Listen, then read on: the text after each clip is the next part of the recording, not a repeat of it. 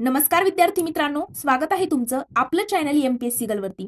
मित्रांनो, post office भरती 2024 मध्ये ग्रामीण डाक सेवकच्या भरपूर जागा ज्या आहे महाराष्ट्रामध्ये निघालेल्या आहेत आणि मग त्याकरिता नक्की कोणती कागदपत्र जी आहेत ती महत्वाची आहेत त्याबद्दल आज आपण आपल्या या आजच्या व्हिडिओमध्ये संपूर्ण सविस्तररित्या माहिती घेणार आहोत. मित्रांनो, जास्त काही डॉक्युमेंट्स लागणार नाहीत आणि फॉर्म फिल करताना महत्वाचं म्हणजे तुम्हाला कोणत्याही प्रकारचं डॉक्युमेंट्स या ठिकाणी अपलोड करावं लागत नाही.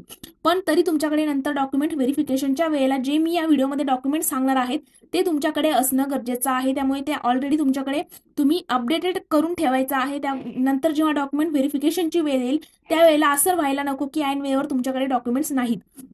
मित्रांनो, फॉर्म फिल करताना तुम्हाला कोणत्याही प्रकारचं डॉक्युमेंट्स अपलोड करावं लागत नाही. फक्त तुमचा एक पासपोर्ट फोटो आणि सिग्नेचर त्या ठिकाणी असते आणि सोबत तुमचा आधार, पॅन वगैरे जे आहे, नंबर वगैरे आणि तुम्हाला 10चे मार्कशीटवरचे जे मार्क्स आहेत ते त्या ठिकाणी फिल करावे लागतात.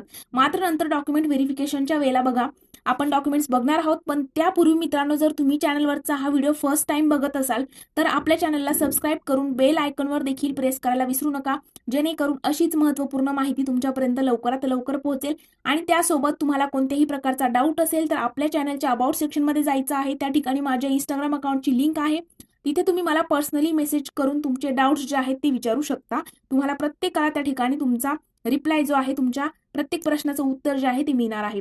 चला तर मित्रांनो, आपण आजच्या व्हिडिओला सुरुवात करूया. तर मित्रांनो बघा, पोस्ट ऑफिस भरती 2024 करिता पहिलं तुमचं डॉक्युमेंट असणार आहे 10th ओरिजिनल मार्कशीट. म्हणजे मित्रांनो, जर तुमची 10वी कंप्लीट झालेली असेल तर मग 10वी कंप्लीट झाल्याचं जे मार्कशीट असतं आपलं फायनल वरती, ज्याच्यावरती आपले सगळे विषय मेन्शन केलेले असतात आणि त्या विषयामध्ये आपल्याला किती गुण वगैरे आहे ते मार्कशीट जे आहे तुमच्याकडे असणं गरजेचं आहे. त्यानंतर तुमच्याकडे जर तुम्ही कॅटेगरीमध्ये येत असाल तर तुमच्याकडे कास्ट सर्टिफिकेट सुद्धा असणं गरजेचं आहे. आता मग त्याकरिता बघा, जर तुम्ही ओपन कॅटेगरीमध्ये असाल तर तुम्हाला कास्ट सर्टिफिकेटची गरज नाही. मात्र जर तुम्ही कॅटेगरीमध्ये येत असाल, मागासवर्गीय असाल, ओबीसी, एससी, एसटी, तर तुमच्याकडे मित्रांनो कास्ट सर्टिफिकेट असणं गरजेचं आहे. तेव्हाच तुम्हाला ज्या आरक्षण वगैरे ज्या गोष्टी आहेत, सवलती ज्या आहेत त्या लागू होणार आहेत. त्यानंतर जर तुम्ही पीडब्ल्यूडी कॅन्डिडेट असाल तर तुमच्याकडे पीडब्ल्यूडीचं सर्टिफिकेट सुद्धा असणं गरजेचं आहे. त्यानंतर मित्रांनो, जर तुम्ही ट्रान्सजेंडर असाल तर त्याचंही सर्टिफिकेट तुमच्याकडे असणं गरजेचं आहे. आणि बघा, डेट ऑफ बर्थचा प्रूफ सुद्धा तुम्हाला आता या ठिकाणी डेट ऑफ बर्थचा प्रूफ मध्ये तुम्ही काय देऊ शकता, तर एकतर जन्म दाखला देऊ शकता. जर जन्म दाखला तुमच्याकडे नसेल तर दुसरं ऑप्शन आहे की शाळेमध्ये तुमची टीसी जी असते ना मित्रांनो, टीसी सुद्धा तुम्ही अप्लाय करू शकता. कारण टीसी मध्ये तुमची त्या ठिकाणी डेट ऑफ बर्थ जी आहे, जन्म तारीख जी आहे ती मेन्शन केलेली असते. त्यामुळे तुम्ही डेट ऑफ बर्थच्या प्रूफमध्ये तुम्ही जन्म दाखला नसेल तर टीसी सुद्धा अप्लाय करू शकता.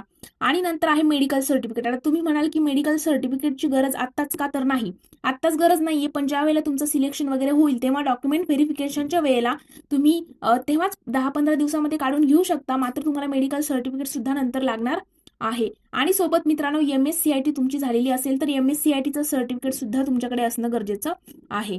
आणि बघा, फॉर्म फिल करताना हे डॉक्युमेंट जे आहेत ते तुम्हाला या ठिकाणी लागणार नाहीत. फक्त तुमचा पासपोर्ट फोटो जो आहे तो लागणार आहे. त्यासोबत तुम्हाला त्या ठिकाणी सिग्नेचर अपलोड करावी लागणार आहे, पासपोर्ट फोटो अपलोड करावा लागणार आहे. पासपोर्ट फोटो 50 KB आतमध्येच हवा. ते सगळे काही डिटेल्स तुम्हाला युट्यूबवरती मिळून जाईल.